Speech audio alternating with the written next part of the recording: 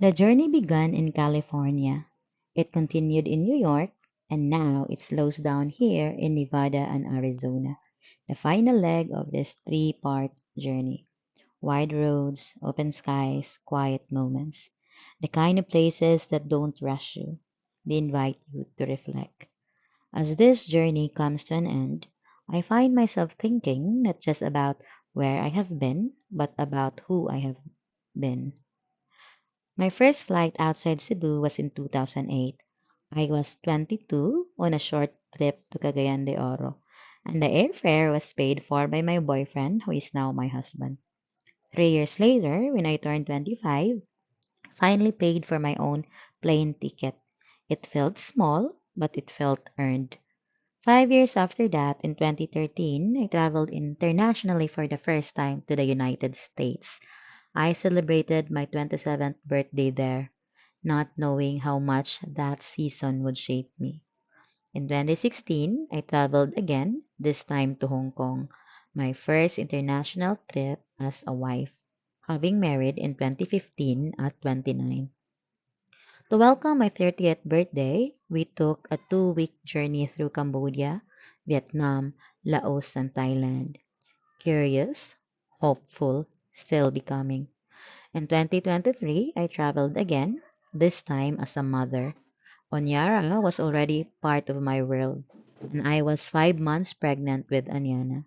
And now, this trip. The United States again, not as the same woman I was in 2013, but as someone standing on the edge of 40. This trip was a gift, a turning 40 gift. And the truth is, travel is still a luxury for me. It has never been casual. It has always been intentional.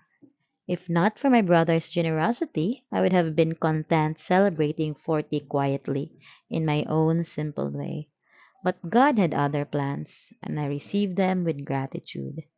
Because travel, I've learned, doesn't just take you to new places, it brings you back to old versions of yourself.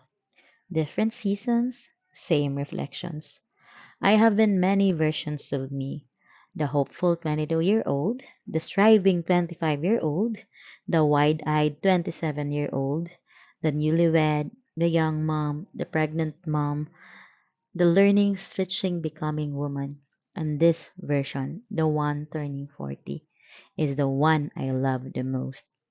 Not because everything is perfect, but because I am at peace, blessed, overflowing with love, ready for whatever comes next. I have nothing to prove, nothing to chase, nothing to impress. I'm simply grateful, happy to exist, grounded in who I am, and confident in who God is.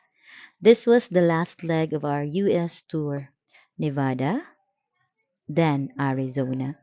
And as the journey ends, the gratitude stays. Because the greatest gift of travel is not the miles you cover,